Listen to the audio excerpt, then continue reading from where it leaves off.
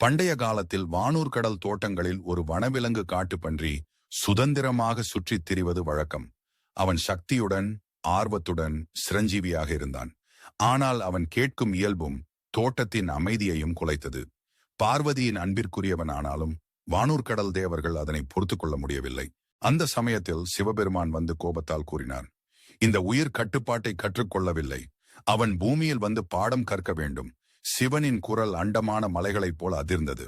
ஆனால் பார்வதி இரக்கமாய் சிவனிடம் கூறினார், அவன் தவறு செய்தாலும் இதயத்தில் தூய்மையே இருக்கிறது.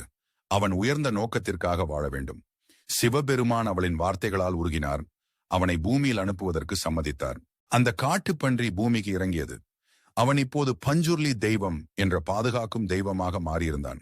வலிமை, வீரம் மற்றும் தெய்வீக சக்தியுடன் பூமியையும் மக்கள் நலனையும் காக்க வேண்டிய பணி அவனுக்கு கிடைத்தது. பஞ்சுர்லி வந்த இடங்களில் நிலம் வளமாக இருந்தது. பயிர்கள் நன்றாக வளர்ந்தன. மழை நேரத்தில் வந்தது. மக்கள் அமைதியாய் வாழ்ந்தனர். ஆனால் அவன் நீதிக்கு எதிராக நடந்த செயல்களை பொறுக்க மாட்டான். பொய்கள் கூறுபவர்களை, பாதகர்களை கடுமையாக தண்டித்தான். பஞ்சுர்லி ஒரு நீதி காப்பாளனானான்.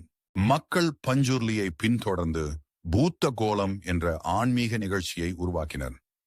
இந்த நிகழ்ச்சிகளில் தேர்ந்தெடுக்கப்பட்ட நடன கலைஞர்கள் பஞ்சுர்லியை சடங்காக உடலை விட்டு வெளிப்படுத்தினர்.